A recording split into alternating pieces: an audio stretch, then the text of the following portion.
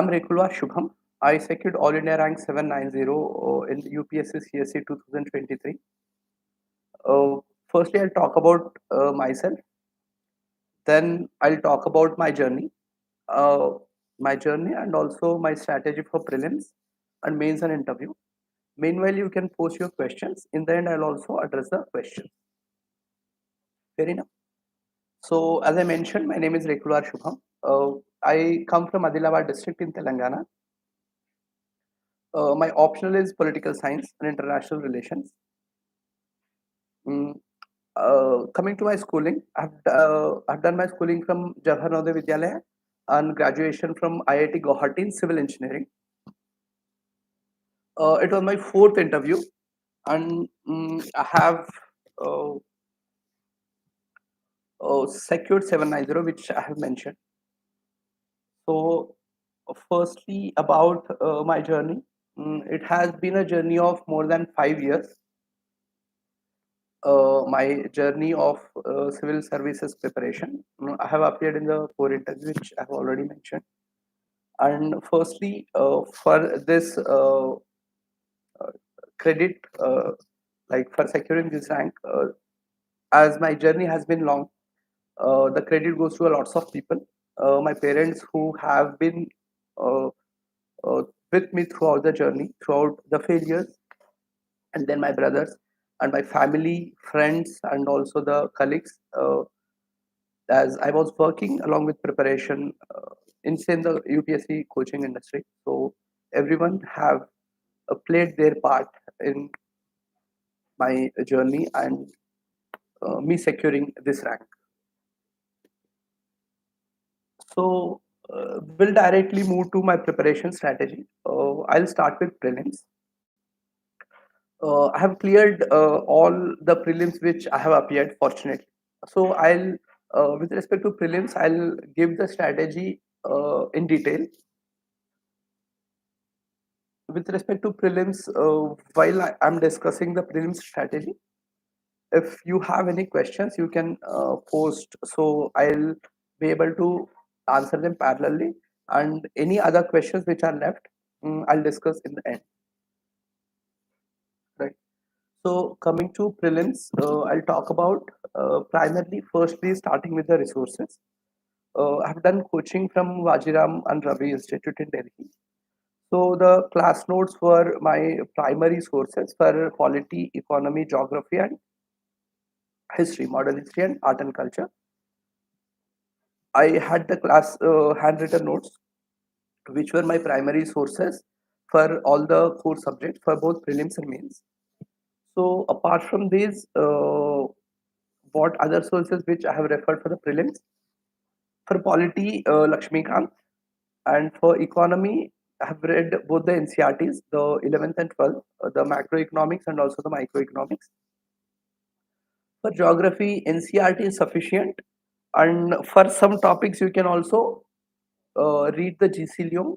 That you can do selectively. I did that part selectively. And for modern history, the NCERT of 12th class, the Bipin Chandra, the old one, that I have followed. And apart from that, I have read the spectrum, which I followed for both prelims and mains. And secondly, the India Struggle for Independence, the bigger book by the Bipin Chandra, that I have gone through a couple of times. I had the hobby of book reading, so I read that book also. But primarily, I relied on Spectrum for modern history for both prelims and mains.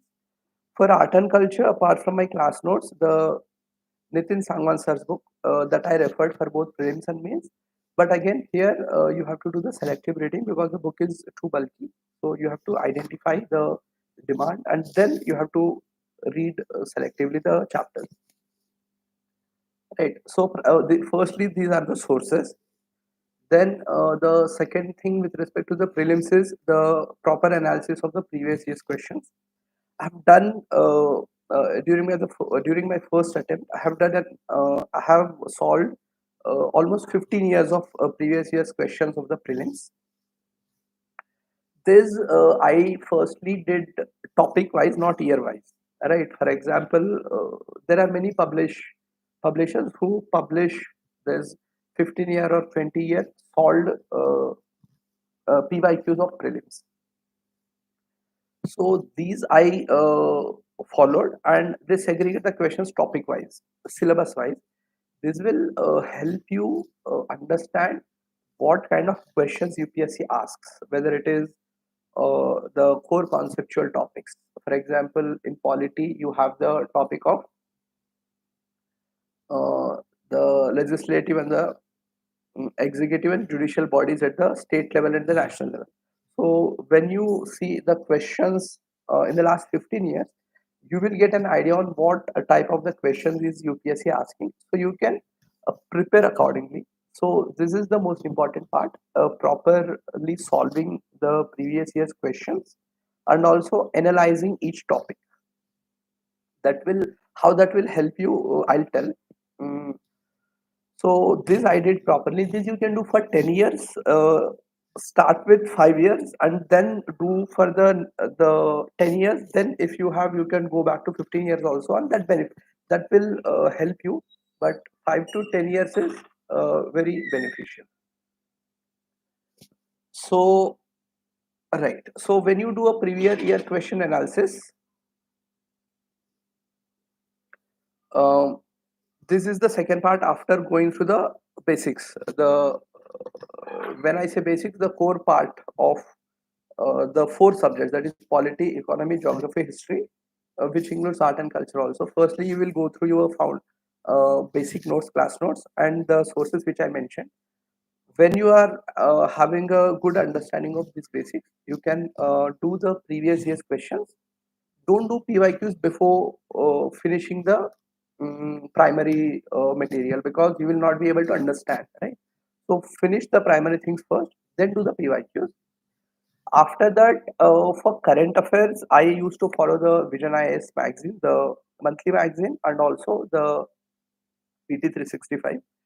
So monthly magazine you can do every month, end of every month, or if it is not possible for you, you can start in December or January. But it is better that you start your current affairs relatively sooner. Don't wait for the prelims material to come out, because they generally are released much later.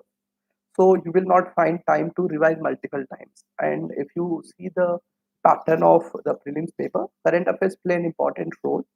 And if the percentage of the current affairs question is very high, uh, and if you are not thorough with the current affairs, it may,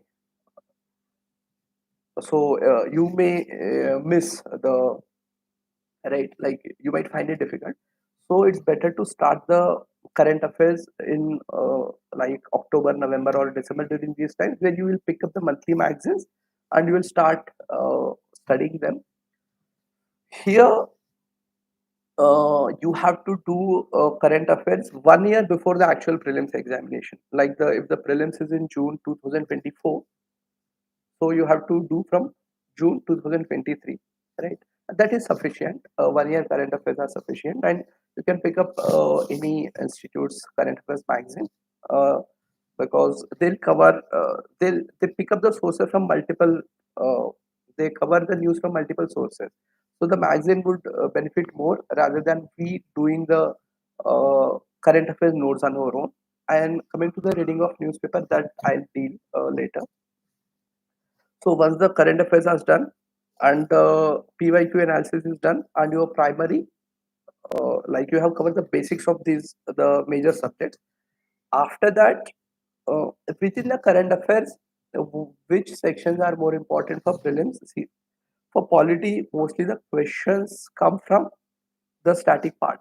Like even if something is in the news, for example, if there is an event or something, if for example election commission is in news, the question would be something which is static with respect to the election commission. Like the questions could be on the institution of election commission, or election commissioner, how he is appointed, or the process of removal, etc. So here current affairs are not that important, because the entire thing is covered in the static in Lakshmikant in your class notes, right? So coming to the current affairs, you should put the economy first, because majority of the questions from the economy. Apart from the some basic questions, but generally the questions come from current affairs. Similarly, for environment and SNT, uh, these areas and international relations. When I say IR, it is the bodies which are in the news, international bodies, and also the map related aspects. Again, map related aspects I'll discuss separately.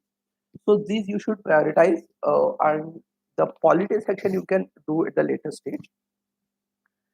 And second thing about reading the current affairs magazine is you can pick up any magazine, but selective reading is very important.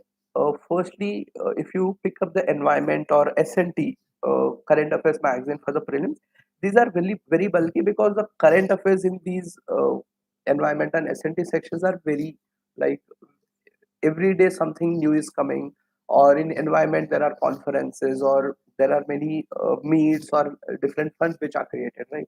So here what is important is you are able to prioritize what is important and what is not, so that the revision becomes easier. Because for current affairs you have to do a 3 time reading, like you should be able to revise 2 to 3 times minimum, only then you'll be able to identify the correct option in the actual examination, right? So for this prioritization of which news is important, which is not, is very crucial. And how will you learn to prioritize which is important, which is not? Here comes like the analysis of PYQ, which I told you, that becomes important here, because once you do a proper analysis of 5 to 10 years of PYQs topic wise, that's the reason I mentioned do it topic wise. When you do it topic wise, you'll be able to identify what kind of questions UPSC asks. You'll be able to identify which news is relatively more important and which is not. Anyway, there are always exceptions, but you'll be able to get the maximum profit from the time you're putting for the current affairs. Right. So this is important while reading the current affairs. Then comes doing the tests. Again, I used to do the 35 test series of Vision IS, which the 1 year test series, which covers sectional test and also the full length test. Here again, you can pick up any full length test series. When I say full length, it should have 30 to 35 at least. Again, 30 to 35 I believe is the optimum number. If it has 70 or more, I think a proper analysis and the revision would be difficult if you are attempting 7 to 100 tests. And 15 to 20 may not be sufficient, because you will be not able to cover the entire syllabus, and some people do more tests. So what worked for me every time in the prelims is the 35 tests which I used to do regularly. When I say tests, firstly I'll talk about how you attempt, right? And secondly, how you analyze, and thirdly, how you actually manage those 2 hours in the exam. These three are important. So uh, I'll talk about these three things. Firstly, the 35 tests.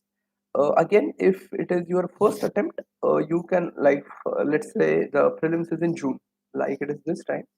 If you are appearing for the first time, it's better to start in January or February, or December. If you are little bit less confident about the prelims, you can start in December also.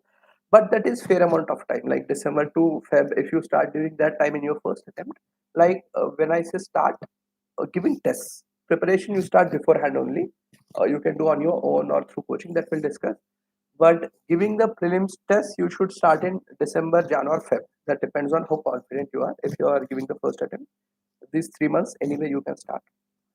And ensure that the 35 tests or 30 tests, whatever test you are planning, make a proper timetable, so that the last test, the 35th test, like the last test before the actual prelims, that you are able to finish at least 2 weeks before the actual prelims, right? Like this set, you can give the test after these also, but ensure that one set of the entire prelims test series of any one institute, that is finished at least 2 weeks, right? It can be 3 weeks also, but ensure that you are finishing at least 2 weeks before the actual prelims. That is important. So you can make a proper timetable. I used to make a proper Excel sheet, and I used to plan these prelims tests in advance. That helped me. And do this test in the order of the schedule. Like the institutes provide the order, right? Because they divide the entire syllabus into sections and the tests are conducted. So do your test in this manner only, because the sectional tests are very important. That one that those will help you in revising your syllabus properly, right? Because the test one, let's say it covers some sections of polity, just pick up your sources and cover these topics, then go and give the paper.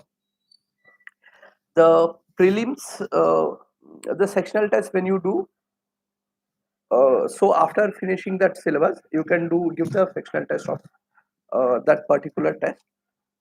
After that, how to manage those 2 hours, I'll come later. I'll talk about the analysis. Once the test is done, pick up, just check, like match with the key and see how many questions you are not able to attempt. Second, how many questions you attempted but were wrong. This you have to identify. The sectional test is important. This analysis is important because this will help you in identify the gaps in your preparation. Right? For example, the constitutional statutory bodies you have done properly from your class notes and Lakshmikant, and after that you are giving the paper. And even after that, if you are not able to answer some questions, you'll be able to know where your problem is, right? Whether you are not able to understand the concepts or you are not able to understand the facts. That will help you in filling up the gaps in the preparation. This filling up gaps is very important because that will ensure that whatever little, like if you don't fill up the gaps, you will be stuck in that 70 or 80s. To clear prelims, it's important that you are like, if you are getting a decent 95 to 100 plus or 105 plus, it will ensure that no matter what kind of question paper you are getting, you'll be able to clear, because 100 to 110 is the general cutoff. So you should always ensure that you are getting at least 100, so that you are on the safer side no matter what the question paper is, even if it is difficult or easy.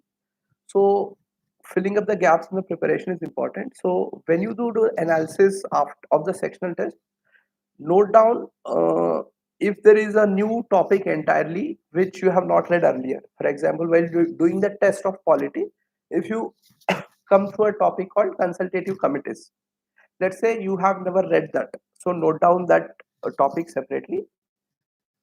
Do read the topic going back to your primary source.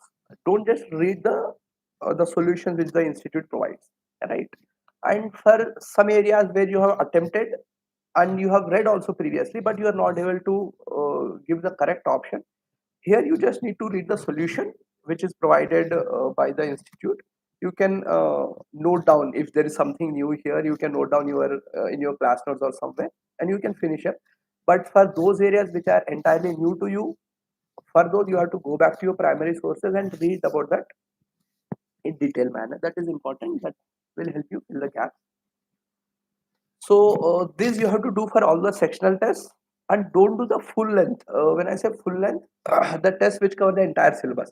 Don't do those tests till you are finishing up all the sectional tests of all the subjects.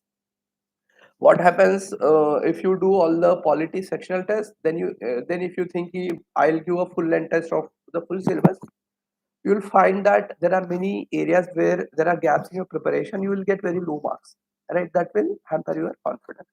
So what you have to do is do all the sectional tests, 20 to 25 sectional tests, then only go for the full length test, right? And when you do this 20 to 25 sectional tests, two things will happen. One, because the tests are designed in such a way that your syllabus is revised at least twice in the sectional test itself, right? So secondly, the entire current affairs is also covered at least once or twice, and if there are any gaps, you can fill this up. So when you are starting the full length test of the full syllabus, you are done with the basic things. You only have to work upon the additional things when you are doing the full length test, right? That will help you. And have an adequate gap for the sectional tests, because here you are giving the test and also you are revising and also doing the proper analysis, which will take time. So give a decent amount of gap for the sectional test. In the beginning, you can do one test a week. Slowly increase that to two or three tests a week, And coming to the full length test, by that time your revision is done at least 2 times, and also you don't have to do that much of analysis for the full length because you have done all that for the sectional test. So you can do one test a day, which is very much feasible in the last 1 month of the preparation because your revision is done. So you can do one test a day. That is suffice. Right. Then coming to how to attempt the questions. See, how I used to do it in the actual prelims exam. First, I'll talk about the test series. Again, while doing the test series, I like you don't have to do the bubbling for all the 35 tests. That for simulation you can do for maybe 5 to 10 tests. In the end, do like there you can do the bubbling because bubbling also takes time. That also that simulation also helps in the actual interview, actual prelims exam. But otherwise, I used to just mark the answers in my laptop only, like question number one, option A, question number two, option B. That you can do. You don't have to do bubbling. While solving the actual paper, when the paper comes to you, first I used to finish the question number 1 to question number 100 in the serial manner. I look up at each question. I'll see, like when you look at the question, you will be able to understand whether you. There are three scenarios. One, you know the answer. Second, you are clueless about it. Third, you have some idea where you have to apply some amount of mind, like you have an idea about the context or what the question is talking about, but you do not know the answer. Like you are able to eliminate one or two options or something like that. This is the category 2, and there is category 3 where you are entirely clueless about what the question is. You don't know anything about. So for the type 1 questions where you know the answer, just put a dot in the OMR sheet. You don't have to bubble right away. Just put a dot. Like if the option is C for the question 1, just put a dot with your pen. Then move to the question number 2. Similarly, question number 3 and all. So 1 to 100, do this. This is the first iteration. This should ideally take 60 to 70 minutes. And again, this depends on the difficulty of the question paper. Like if the question paper is too difficult, there are very less questions where you actually know the answer, and for there are more questions where you are not sure about what the answer is, where you have to do an analysis. In that case, your first reading will take relatively lesser amount of time, right? Like 50 minutes or so, because there are just 20 questions where you know the answer. There are many questions where you don't know, so just have a look at the question, then move ahead. This first iteration should take 60 to 70 minutes because when you are finishing this first iteration, you will be able to understand the difficulty level of the paper. We will make an analysis of whether this question paper is difficult or easy or moderate, so that you will make a guess on how many questions to attempt, right? That is important. This analysis you have to do in the actual exam hall, and again, this is not possible to do for the first time in the actual exam hall. You have to do it while practicing the test itself. So while doing the test, first, like in the mock test also, this is the strategy which I followed. First, I used to finish the entire paper, question number 1 to 100. I used to put the dot on all the questions where I know the answer, and there are 5 to 6 to 7 questions or sometimes 10 questions where you are entirely clueless. Like you don't know anything about it. You are not able to even understand the question. Like that happens for 5 to 6 questions. There you put a cross mark. There is no point of investing time there. Just put a cross mark. It means you are not coming back to the question again for those specific questions. And for those questions where you are you know the thing but you have to give more time, you put some other marking there, like I used to put a dash so that I'll come to this question again. And for the questions which have put the dot on the OMR, put a right mark so that again you don't have to come to this question again. This is important because you have to count also how many questions you are attempting. This is also important. You have to count the question. So when the first reading is done, there are around 35 to 40 questions. Sometimes it is 25 also, where you have put the dot mark, where you know the answer. Do bubbling to these questions. Bubble all these questions, whether it's 20, 25 or whatever, and write down the number in your question paper key. 25 questions are done. these are the questions where your accuracy is more than 90 to 95%, because these are the questions which you have done in the first iteration itself, where you know, like, whether these are conceptual or factual, you know the things, so you have done it. In the second iteration, do each question individually, and after identifying the answer, mark then immediately. Like, for in first iteration, when you are done, you will mark them together, all the 25 to, let's say, 40 questions. In the second iteration, when you are solving each question, where you will do elimination or whatever technique, again those techniques we'll discuss, mark that question individually and put a mark there, so that that question is done. Again, you don't have to come back to that question, right? And what happens is, the question paper has 25 to 15 to 20 pages or 30 pages sometimes. Sometimes what happens is, you have to turn the pages again and again. That will also take time. So what I used to do is, in the last paper, like, there is one empty page in your question paper, take that page there, make three columns. First column where the where you have attempted the question, second column which you have kept for second iteration, and third column which you have decided to skip the questions. So in the last paper, you will have the question number. Question number 27, 39, 42, these are pending. So you can directly come to 20. So you don't have to run the pages again and again. That will also save at least 4 to 5 minutes. So that you can do in the last page, where you have a actual database of how many questions you have attempted. Again, you don't have to count again and again, right? That is also important. Counting will also take time, and in the last 15 to 20 minutes of the prelims paper, you will be very panicked, because you will be worried. So this crucial 2 to 3 minutes or 5 minutes will help you a lot. And many of the time, in the last 15 to 20 minutes only, you will attempt maximum number of questions, right? Sorry. So managing this time is important. This is about how to attempt the paper in the prelims, and how many questions to attempt. I used to attempt around 85. That is when the paper is moderate or slightly above moderate.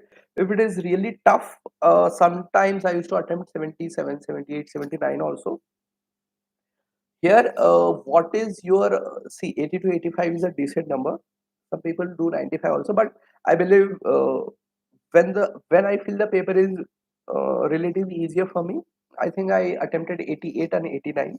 But generally, 85 is an average for me. And when the paper was tough, I used to attempt 80, 81, and if it is easier, 89 to 90. And this ideal number you have to identify while doing the test, right?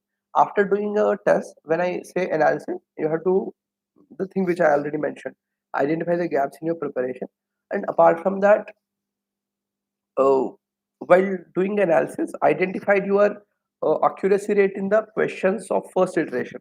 Like, if you have attempted 42 questions in the first iteration, what is the accuracy rate that you have to identify. Secondly, the questions which you are doing in the second iteration, there also you should know a rough idea of how many questions can go right. Right. When you do this analysis properly for 25 to 30 tests, you will get to know, and you will have an understanding of how many. If you are doing 10 questions in your second iteration through elimination techniques and all, you will get to know how many of them can be correct. Right. That you will be able to identify through your analysis in the mock test. So this is important. And for bubbling, you can pick up any pen which has the large nib, so that you will save time. That will also help. So I think fair enough. I'll try to speak a bit in Hindi also. Test series कब से join करनी चाहिए? This I have mentioned for prelim.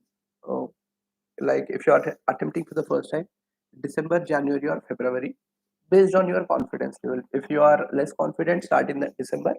If you are confident enough, start in February.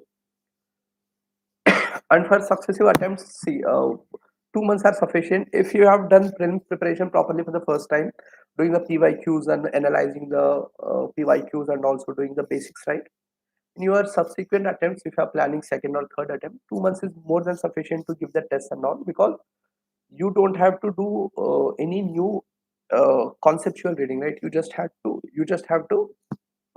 revise the facts, so that won't take much of the time. Oh, fair enough. Yeah. So prelims, coming to CSAT. Yeah, CSAT. One thing I would suggest about CSAT is don't take it lightly. Fortunately, again, I was able to clear all the CSATs, and I was among those who used to take CSAT lightly. But luckily, I was able to clear uh, them. What I suggest is do PYQ analysis of last 5 years. First, do PYQ analysis, all the papers. You'll get to know where you stand. If you are clearing comfortably, much above the cutoff, then I think you can go directly to the exam. But in case if you are finding it difficulty, just identify your strong areas and weak areas in the CSAT.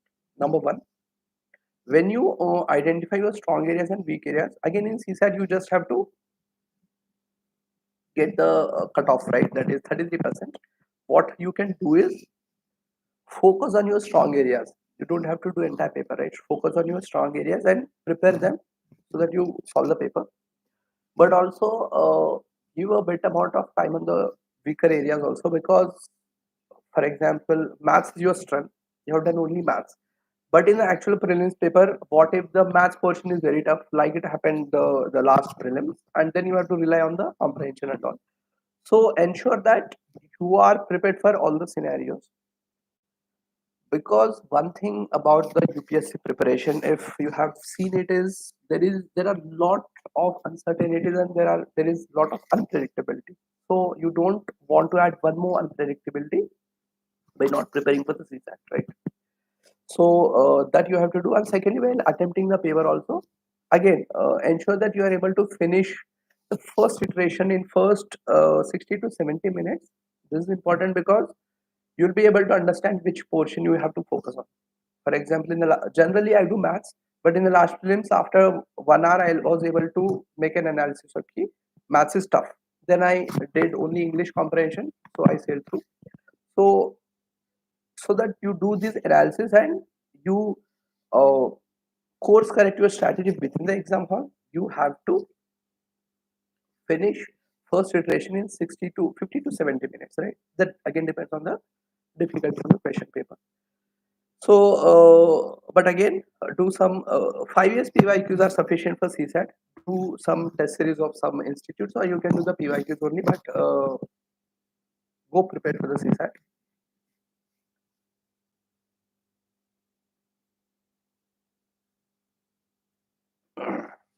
Right. So then I'll briefly talk about the means journey. Right. Mm, I'll just look at the question which I have here. Sources I covered. CSAT I did. See, means when coming to the means, the sources would remain more or less similar, which I have mentioned for present. Mm, slightly your approach changes. Uh, Sources I would not repeat. It's similar for all. But again, what you have to do for mains also is do this PYQ analysis. Again, you can do topic wise. For example, you have done modern history. Once you have done your basic reading of modern history, look at all the previous years questions, whether it is 5 year or 10 years of the questions from the modern history. Similar to your prelims, you have to do this analysis of PYQ of mains for topic wise, that is syllabus wise. Again, this will help you in understanding the demand of UPSC and also prioritizing what you uh, prioritizing what you have to focus on. This is important because the syllabus is too vast. You cannot give equal amount of time to everything, right? So this analysis is important for mains also. And if you see, many of the themes or the questions can be repeating, especially in ethics and also optional. So do PYQ analysis properly. And coming to the answer writing, uh, one, there is test series. A test series will help you. And again, how to do analysis, that I'll discuss. But apart from that, regular, um, answer writing on a regular basis is important, both when you are starting the answer writing for the very first time and also in between prelims and mains. Right. So this is important. Coming to the test series, I did test series at Vision IS and also Forum IS. Uh, the benefit of test series, one, you will get the habit of writing the answers and you will be getting a basic feedback on whether you are doing correct or wrong. But more importantly, the significance of test series is do a proper analysis of your answers and see if the quality of answers is progressing from first test to the test number 5. That is important, whether uh, how you are writing and how you are presenting, if this is changing progressively, that is important. And also you can do discuss with questions with your friends, if you have a group. Otherwise you can write the top, you can pick up the toppers copies which are available on the website, and you can pick up the question and write an answer, make a comparison, right? That will also help in understanding what different the topper has written, right? What things you can incorporate. And second thing about the answer writing is, see, the it's entirely not about the amount of knowledge you have, because many of the times when you look at the topper's copy, you know all the points which the topper has written, but you are not able to produce them in your answer, right? So it's not about the knowledge. It's answer writing is specifically a skill that you have to understand. So first thing is, uh, when you look at the toppers copies or when you do your own test series answer writing also, you'll be able to understand that you can prepare beforehand, at least for some of the things. For example, every year there's a question, like regularly, there's a question on food processing, right? So you can keep in mind, like the question is on food processing. I'll go with this introduction, or I'll conclude with this idea. Again, you don't have to remember the exact lines or exact words, but a rough idea you can have. If the question is food processing, you can talk about the data, or if there is a recent report or anything that you can mention. This value addition you can do through the current affairs magazines and also the toppers copies, or the solutions which you get from the test series. There are some examples or data case studies that you can use.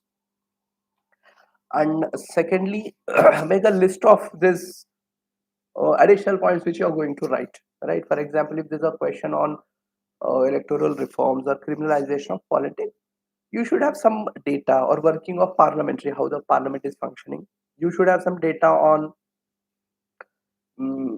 what is the percentage of the bills which are not recommended to the parliamentary standing committee, or some examples, right? These you can mention so that you can do the value addition in your paper. And secondly, again, as I mentioned, it's not the knowledge, it's about how you're presenting, how your answer sheet looks.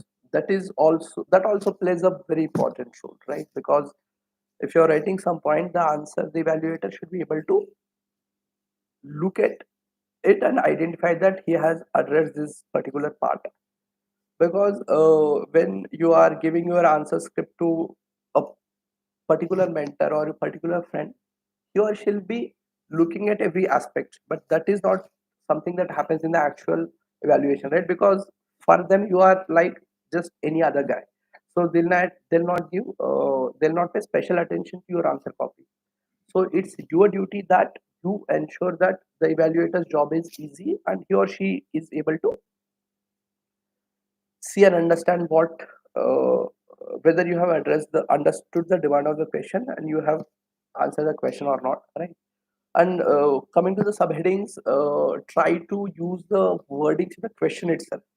Like the question is, what are the factors which are uh, promoting the food processing sectors in the recent years, and what are the challenges associated? So the words, the driving factors of the food processing sector, you can use one subheading where you will write the words which are in the exam, which are in the question paper, so that the evaluator will understand that you understood the demand and you try to address every aspect, right?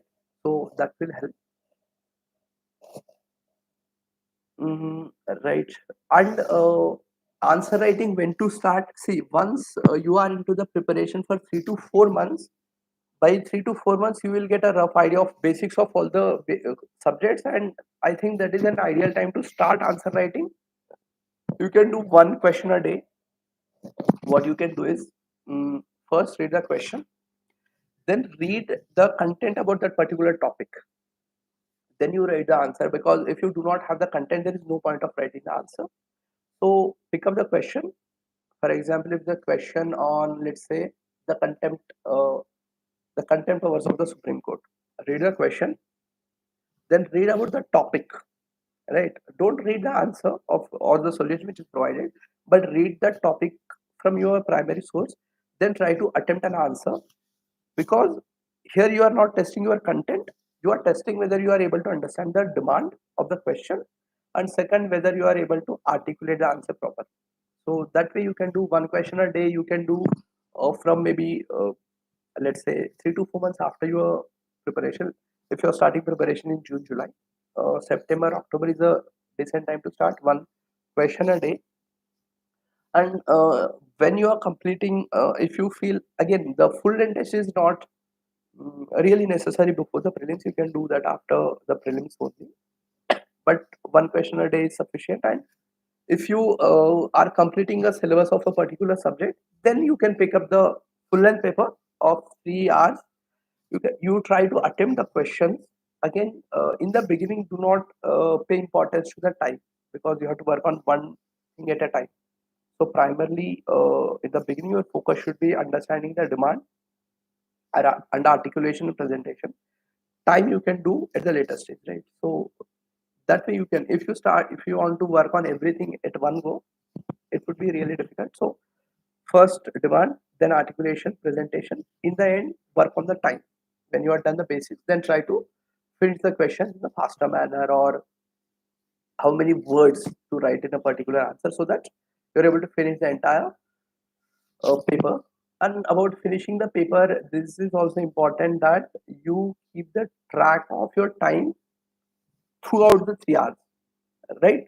For every 15 minutes or every 30 minutes, just see whether you are on the track or not. Because what happens is, you will realize 2 hours are done and you are left with more than 120 marks or 150 marks. Then it will be difficult, right? So that will hamper your all the 7 to 8 questions in the end. So keep track of your speed from the beginning itself. And secondly, identify 2 to 3 questions where you have very less amount of knowledge or information or content, so that you can give less 3 to 4 minutes to these questions in the end, that you have to mark in the beginning itself. So in the beginning, when you get the question paper, look at all the 20 questions, identify 2 to 3 questions which are difficult for you. Those attempt in the end, and try to attempt first 5 questions in the beginning, because if the evaluator is doing question from the question number one, that will create an impression. So then you can do the questions where you are strong, where you have a good amount of knowledge. In the end, you can do the questions where you are having very less content. So PYQ I discussed, fair enough. And then coming to the DAF, see, DAF is the majority of the things are like from the documents only. There are a couple of things like the column which talks about your hobbies or interests or position of responsibilities. Here, what you write and how you write is important. And for example, reading books, actually it was my hobby. So in my like as I said, I have given 4 interviews. Earlier, I used to write as reading books. So it is a very uh, generic, right? Because reading books can be anyone's hobby, and it looks very generic. What I did this time was I identified which types of books I prefer to read. So I realized I enjoy reading realistic fiction. So I wrote reading realistic fiction novels. So this will attract question. oh, realistic fiction. So what is realistic fiction? What specific books you have read? So when I entered the room this time for the interview, the first question from the chairman sir was, what were some of the recent realistic fiction novels you have read? So that is something that will benefit you, because this is something which you can prepare beforehand. So this is how you write is important. So you can take guidance from someone who has cleared, or there are many institutes or the coaching institutes which provide uh, guidance before filling up that app. Take their guidance, or you can share with your friends also. Let them have one look, then you can submit your app. And one question about the interview preparation. Actually, as I've mentioned, I've given 4 interviews, and in my previous 3 interviews, my score was within 160s, which is below average or not a good score. And this time I got 198, which is above average score and decent, good enough score. So I'll tell what I did this time. Firstly, prepare your DAF. When I say prepare your DAF, because there are so many things in a DAF, it's very difficult to prepare it. Like you do for prelims and mains, for example, if Telangana is written in a DAF, to what extent should I read about Telangana? Right? It's not like you are reading like you are studying for your state level public services examination. It should not be like that. So what you can do is prepare a set of questions. For example, Telangana, prepare some 10 to 15 basic questions. Try to answer them in 2 to 3 lines, because in the actual interview, you will get only 2 to 3 lines. So do this 10 to 15 questions for every aspect of your DAF. So when you are done with the first level of Q&A format preparation for your entire DAF, then do the second level analysis. Then, for example, you have identified 3 strengths of your district and 3 difficulties of your district. Then go one step ahead. For example, literacy is one of the problems of your district. Then what are the initiatives available, or if there is something which is being done in your district or in your state with respect to that particular aspect, like literacy or employment, etc. That is the second level of reading, second level of preparation. Again, here you have to do it in the Q&A format. That will save your time, because if you start making notes the way you do for mains, it would be very difficult, because in the mains you have 7 to 8 minutes for every question, and you get 200 words to answer. That is something which does not happen in the interview, where you have to give the answer in 50-60 seconds maximum, right? So here you should be able to prioritize your points and identify what you're going to say. So the first thing is this. Second, try answering the questions. Don't just write the answers, but actually try to answer. Ask the question to yourself. What do you think is the uh, mm, like? Let's say the question is the what is the status of left wing extremism in Telangana? If this is the question, frame the answer in your own words. You'll realize even making the content on that is a different thing, but when you actually answer the question, it's a different thing. Just like answer writing is a skill, speaking is also a skill which can be developed.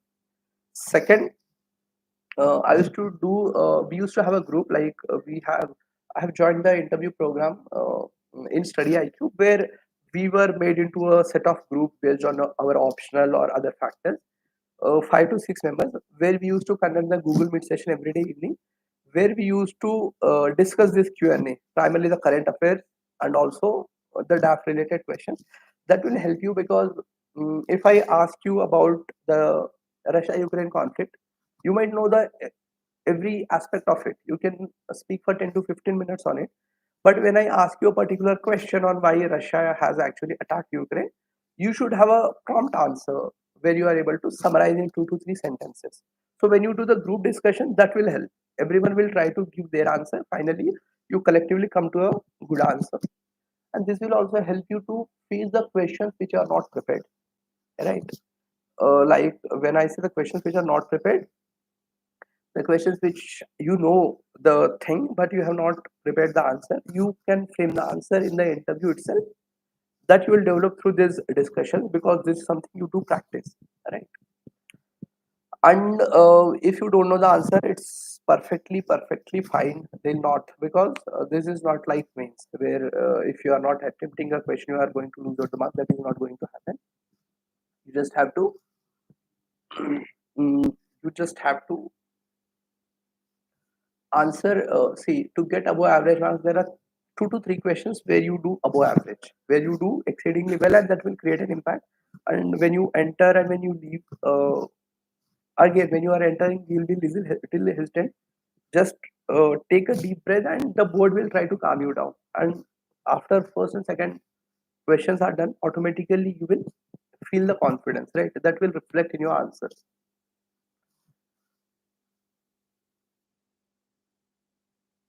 About framing of answer, as I have already mentioned, the subheadings, you should pick up the words from the question itself, right? So coming to the useful government websites, PIB is useful, and there are videos on Sunset TV or any other event. If there are some programs on Sunset TV where bureaucrats come and they discuss the different events, those will help you, especially for the interview. These are very beneficial. And coming to the notes, I believe, see, you will have to read the things from the primary sources, the textbooks and the class notes, because the kind of the paper which we are seeing these days, the it requires the conceptual clarity. So if you are reading just the ready-made notes, you may not get the conceptual clarity. Point number one. After reading the basic primary sources, and once your conceptual clarity is done, then you can make your own short notes, which is important for revision, because the primary sources you cannot revise, right? Because there is class notes, there are multiple books for one subject. If you like 10 to 15 days before the prelims, you will not be able to revise the multiple sources. So it's good to have short notes where you have condensed everything. And it's better if you make your own notes. That will benefit you, because your notes is something, because you know what you have to, what you do not remember, and you make your notes just on the basis of the things you don't remember, right? So it's better if you note, if you make your own notes. And if you find, but if you find someone else's notes useful, you can follow it, but again, do the value addition as per your own requirement. Or like, you can take the printout of any of the toppers notes, you can do value addition on the backside or something. That is also fine. But making notes is really helpful for revision, and this revision is important because the syllabus is so vast, right? How There is a question on how difficult to score 820 plus marks in the mains exam, and again, see, this uh, depend. This you have to identify, right? Because how many marks you are getting in the optional, and what is your score on GS, and what is your score in SA.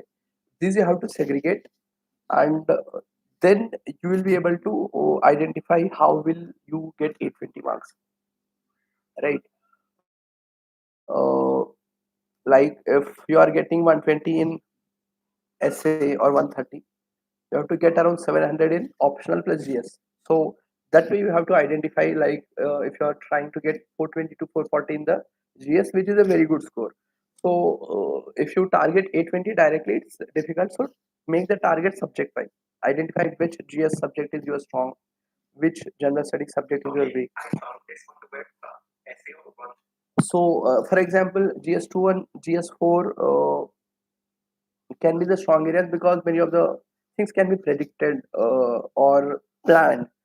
But coming to the GS3, if we see the pattern in the recent years, the marking is low because there are many unpredictable areas, right? In SLT or environment, the questions can be totally unpredictable. So identify your strong areas in GS2, 4 or 1. Similarly, in optional also, identify where you can maximize. That will help you to cross 800 or so uh, in the actual paper. Value addition I mentioned from the monthly magazine, from the toppers copies, and finally from the solutions which they give. Magazines, yes, it's do a brief newspaper reading on a daily basis. I used to do Express and Hindu. don't give so much of further time. Read one or two editorial, that is more than sufficient. And regarding other news, just give a glance. You don't have to memorize or other things, because the monthly magazines which the institutes prepare are much detailed, because they source the information from multiple sources, right? Because they're putting time and effort in making the magazine, so it's better to follow that only.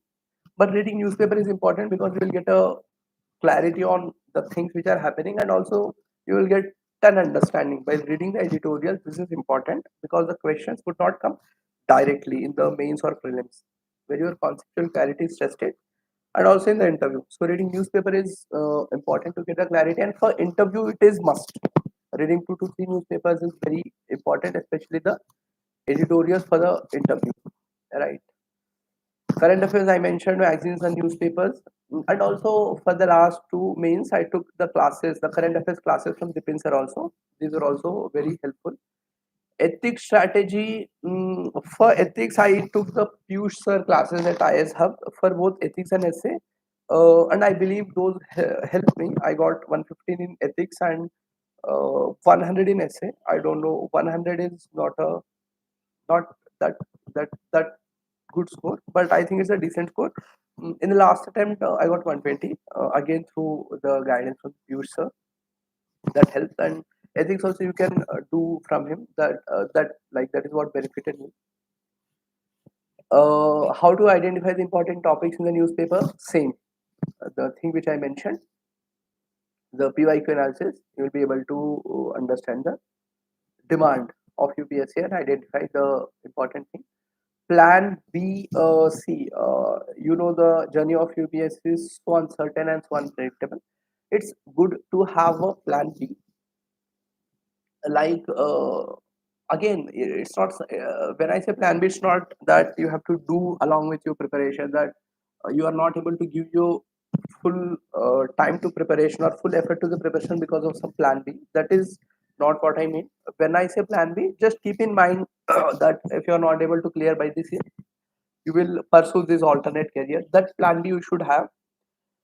But do not, like, when you are attempting the, if once you have decided to give appear for the UPSC exam this year or any year, give your 100%, because it demands a lot of dedication, lot of time and hard work. And if you do it just as a pastime, it's very difficult to clear through the exam, right? So first, decide what should be your plan B.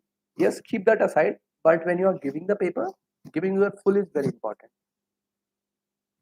Test series, we discussed. Mm, what, I look at the questions.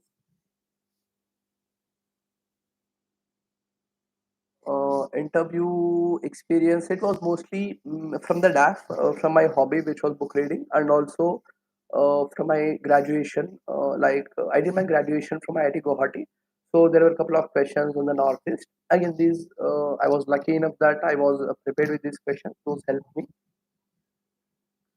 Answer writing, study my consistency. This, actually, my journey has been long, so I'll tell how to maintain the consistency. See, one thing is, every day when I used to sit and start the preparation, I used to remind myself why I'm doing this, right? So why, like, your friends, they are going abroad, or your friends, they are chilling out, and you are sitting in front of your laptop or sitting in a library, and you're studying 10 to 12 hours a day. It's very difficult to do on a very long term basis, and especially if you are not clearing again and again. So tell yourself why you're doing this. This I used to tell myself every day. This is something what we call affirmation. I used to affirm myself that this the reason why I want to do this, and that's the reason I'm doing it. And secondly, take frequent breaks. This is also important, taking frequent breaks, so that you reward yourself with the 5 to 10 minutes break, and you come back to study again. Don't not study at a, like, without giving a break, because after 1 hour or 1.5 hour, your brain, the attention span or the focus will come down. So you take a 10 to 15 minute break, come back to study. And how not to distract. I used to do that Pomodoro, like when you sit for study, when you start studying, take 30 minutes of alarm. So for those 30 minutes, you will not get up. Like you can turn off your phone. You don't have to turn off. Keep the phone a little far so that these 30 minutes, no, you will not pick up your phone even if there's a call or message or anything. Because if you keep the phone aside, you will keep checking your WhatsApp or something every 5 minutes or whenever it phone rings. So follow this 30 minutes strategy where you will sit and study for 30 minutes, then take 2 to 3 minutes break, again 30 minutes, and after 1.5 hour or 2 hours, you can take a relatively longer break. This is important. And secondly, because the journeys can be so too long for the for many of us, like it has been for me, ensure that you are doing something which is entirely not related to UPSC preparation. I used to do book reading very regularly and very passionately. Uh, Again, not the books which are related to UPSC, entirely different books like fiction, non-fiction, novels, all the different genre of books I used to read. These books really helped me to navigate in the last 5 to 6 years. The journey has been very tough, but the books really have helped me. I used to read on a daily basis. Those have helped me. I used to post the reviews also on Goodreads and also on Instagram. Yes, book reading has helped me a lot, and also I was working as a freelancer along with preparation in the UPSC coaching. That also helped me both uh, like when you are doing something that helps you financially. More importantly, you will not get that feeling that you are sitting idly, you're not doing anything. That guilty feeling you will have for some time. That can go away. That way also it helps me. And then the most important thing is do not link the outcome of this exam to your happiness. If you think that I'll do 16 hours or 12 hours, 15 hours of the study now, and once I clear, I'll be happy, that is a very wrong idea because, as I said, the journey can be very long. So, what is important is you, for example, let's say it takes 4 years and 5 years, it is important that you are able to live your life satisfactorily and happily during the process also, right? That is important because if you postpone your happiness, that you will be happy only after if you clear, that is a very wrong idea because that is not how happiness works. You have to make the choice of being happy on a daily basis. uh, for that, whatever, pick up a hobby or you can talk to your friends or do something or other that makes you happy. That is important. You, because this time of preparation is equally part of your life. It's not like that these 5 years are going to come again. When you are clear, yes, you will be able to live those moments, but the 2 years or 3 years which you are putting into the preparation, you are living this life also, right? This is also part of your life, so you cannot just skip this part. So try to enjoy and be positive during this time also. I used to do meditation. You can do running or anything, physical exercise or anything, but at least give 45 minutes at least to yourself, right? Where you are doing something which is entirely not related to preparation. At least 45 minutes. That will help a lot. Mm, then comes the series. What question? Ethics I mentioned. I did use search code that you can do. Revision, I mentioned the 5 minutes break. Yeah, and the one thing about the UPSC preparation is, as I mentioned, it is unpredictable and it is also, the journey is uncertain. So, what is important is, see, if you are honest with your preparation and if you are doing dedicatedly, again, the success rate is, as we know, is very less. But again, what is important is what you become when you are going through the preparation mode, because there are 3 stages and every stage demands a different type of effort and skill set from you.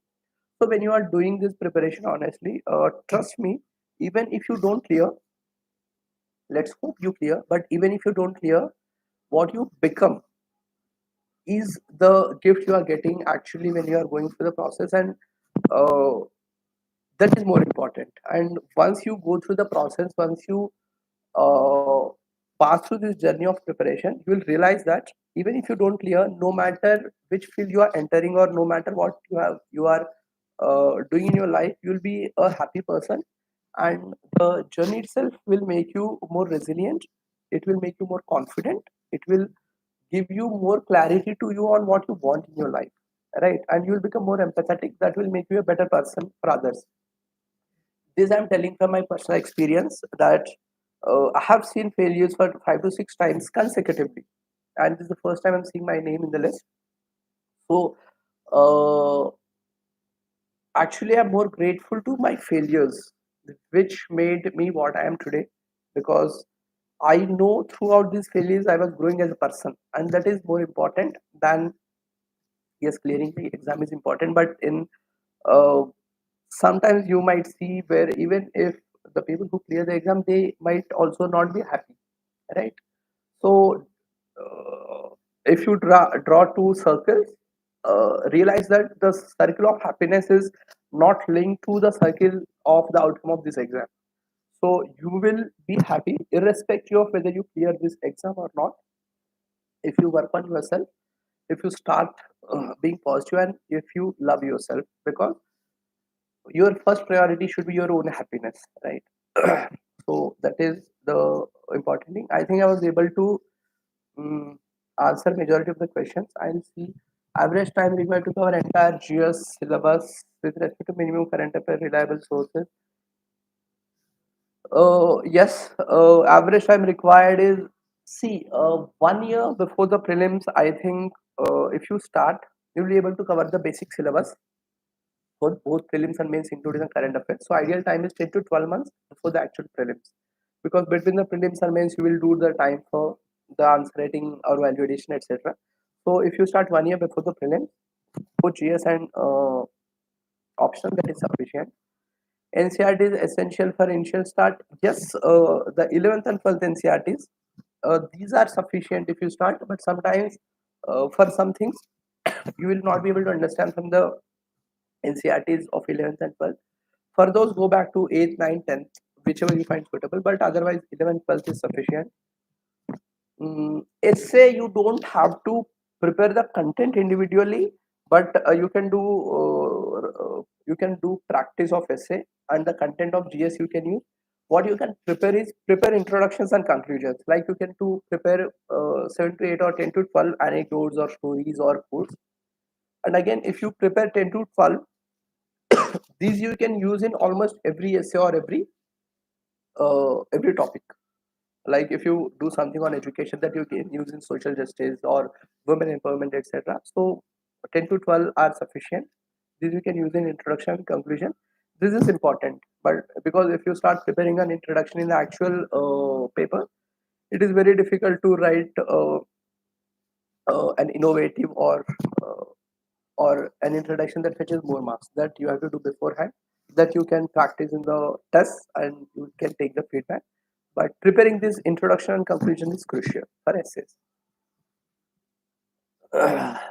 This I have not done the QEP by Yadav sir. This I have never referred, so I may not be the right person to tell.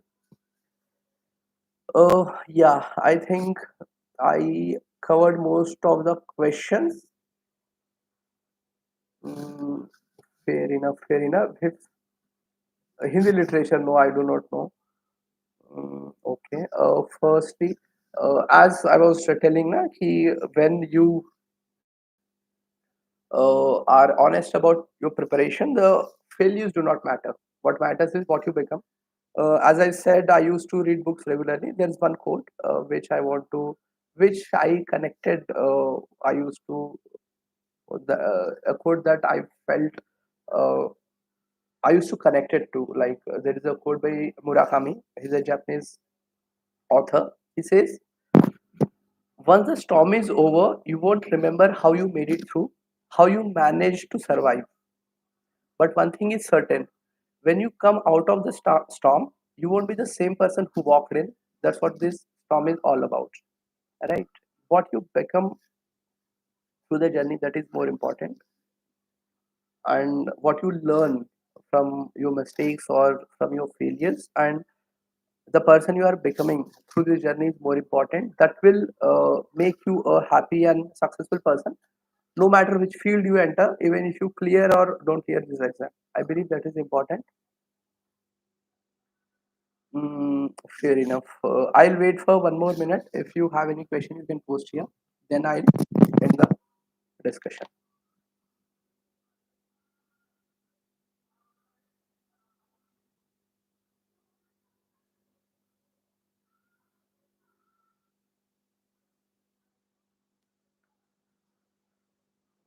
Fair enough. Hindi, yeah, I was not able to speak in Hindi for a good amount of time. In coming sessions, I'll try to speak in Hindi. I'll post my Telegram channel link in the comment box. There you can connect, and also Instagram. On Instagram also you can connect, where I'll be sharing my strategy. I shared my strategy on Mudit Jain sir's blog also. There also you can find. I'll share that on my Telegram channel also. Right, the Telegram channel you can find the link where you can connect with me, where I'll be able to guide you, especially for the prelims. I'll be able to help you. EPW and DT, see, majority of the monthly magazines cover these areas, so you don't have to. Uh, if you have the hobby of reading, you can pick up one or two articles. You can pick up from down to earth and EPW, which can helpful for essay. But do not, you don't have to read them regularly or seriously, because again the time you put in that may not be as helpful, and again how you use that in the actual exam also helpful. And CSAT I mentioned before only, right? I cleared prelims 5 to 6 times consecutively, right? So I cleared all the prelims which I have appeared. So yeah, so yeah, I believe I was able to help you guys. Thank you, UPSC time, for giving me this opportunity, and the vision strategy, the revising your notes that I mentioned. So yeah, I'll be in contact through Telegram. uh, Thank you for giving me this opportunity. Have a good day.